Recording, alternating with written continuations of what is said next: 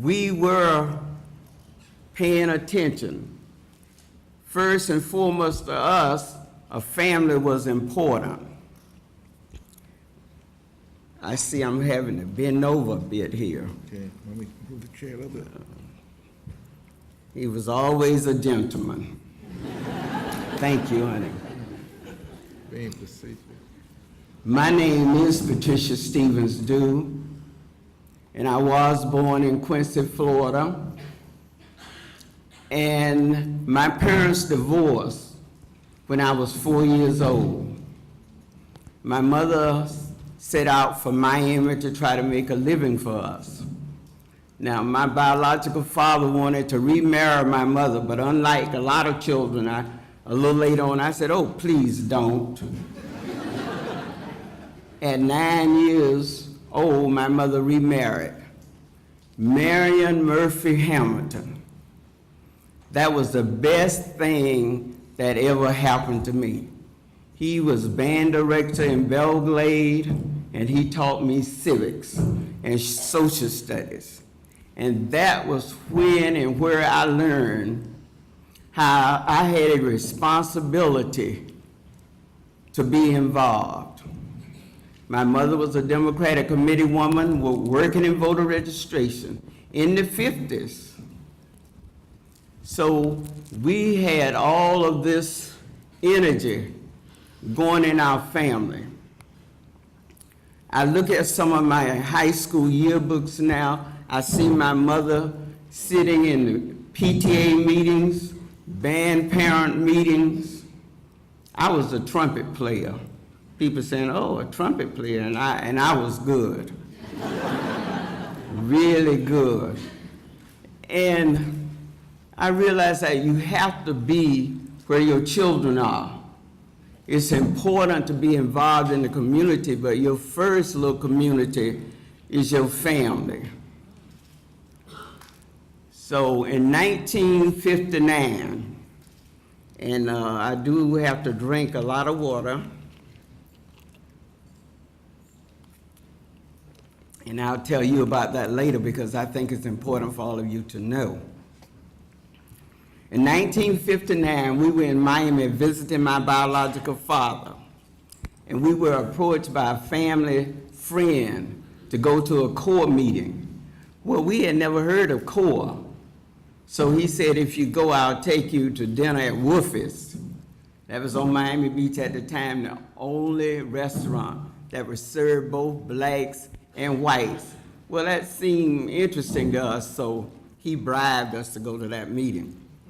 But after we went to the CORE meeting and found out how we could make changes, CORE was a nonviolent, interracial, direct action group. First I had heard of it, although they were organized in 1942 at the University of Chicago's campus. My sister and I, Priscilla, was so excited, Betty, that when we got back to FAMU, now you weren't there then, when we got back to FAMU, we organized a CORE chapter. And we had tests. The first thing you had to test, you don't assume the place is segregated you or did not serve you because they happen not to serve. You always do testing, and then you negotiate to see if you can make a difference. Well, while we were just fairly new, February 1st, 1960, Greensboro, North Carolina, A&T College, it started. 4 students went to the Woolworth lunch counter and were not served. Now, we didn't have the internet, but we had the grapevine. And we knew right away what had happened. Took us a while. It was February 13th before we had our first sit-in Tallahassee. We went in, we had books to read, there were hecklers there, people with a gun, and "Oh, you niggers go to the back." See, I don't sanitize history myself. They said niggers. So "You niggers go to the back," and we just sat. And after a time, we left. Our next sit-in was February 20th, 1960, and this time it was different. And the waitress said, "Oh my God, here they come again." She didn't know what to do with us. We sat for a while, and then we were arrested and marched off to jail. And they walked us to jail because the jail was a renovated bank vault. And they asked us, who did you want to call? You want to call that nigger Reverend C.K. Steele? Now, two of Reverend Steele's sons, how many of you have heard of Reverend C.K. Steele? Well, his two older sons were also arrested. Henry Marion Steele and Charles K. Steele on that same day. 8 of us went on to jail. Eventually, 3 got out to start the appeals process. Okay, imagine that you are the courtroom.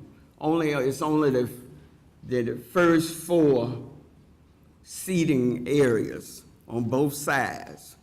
White, colored, that's what we were called then. Our lawyers came all the way from Miami. And we had a black Attorney Graves eventually was one of our lawyers, and he was Negro, but they called him nigger in the courtroom.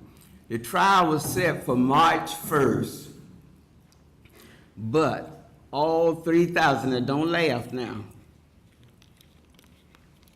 all 3,000 FAMU students, and it was 3,000 at that time,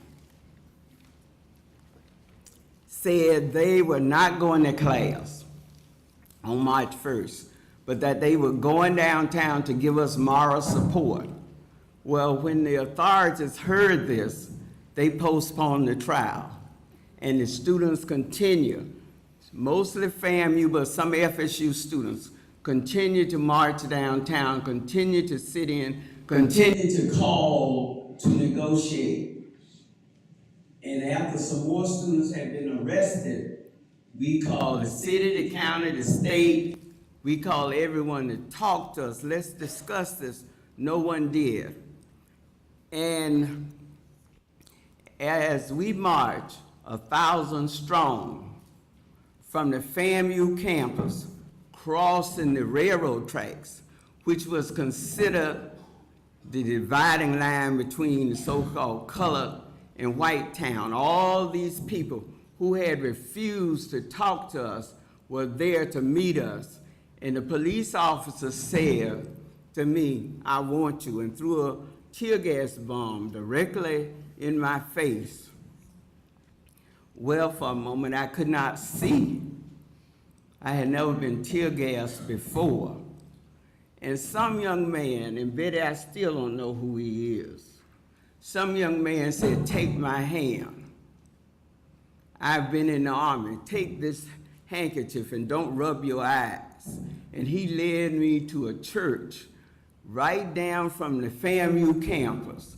I couldn't see, but I could hear the screams of the students as the police threw tear gas bomb after tear gas bomb on these students. This was Tallahassee, Florida. This was the Paradise State. No, we weren't Mississippi, and we weren't Alabama. We weren't Georgia, as they like to say. But we were tear gassed, we were arrested again, and this time the trial date was reset for March 17th. There were 8 charges against us. They dropped 5 and kept 3. We don't even know what all 8 were. We were found guilty of what I still want to know, but some of us decided we would go on to jail. There was only one community person with us, Mrs. Mary Ola Gaines. I believe in calling names because if you have a name, you could have someone to call on to tell you the rest of the story. I didn't talk to Ms. Gaines for decades. I didn't even know why she was there.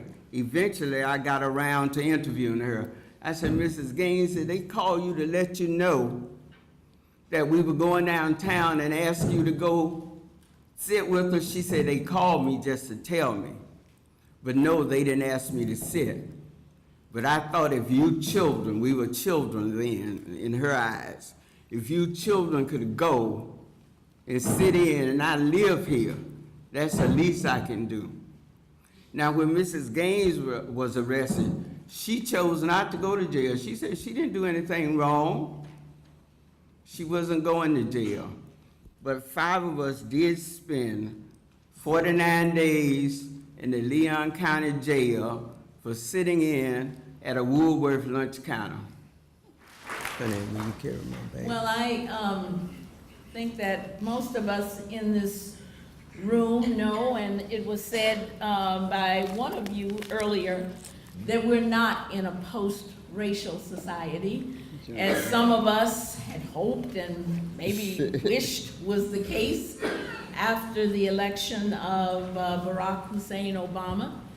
But even worse than us not being in a post-racial society, in my view, we are seeing a retrenchment of many of the things that the news and the civil rights and peace and women's activists and all of the people who have worked for so many years to make democracy a reality in America. One of the things that you were mentioning, how people are brainwashed, and often I've learned from my students and others that people really don't know how democracy came to America. It really did not come with the Declaration of Independence or the Constitution. It came from people like us in this room expanding democracy to include people who were never thought of when the Constitution was penned or the Declaration of Independence was written. It certainly didn't include women. It did not include any people of color. African Americans were slaves, etc.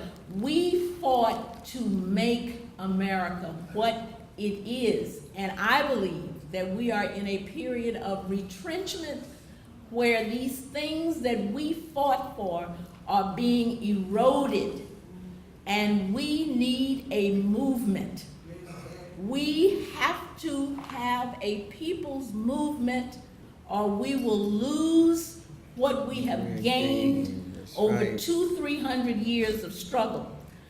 I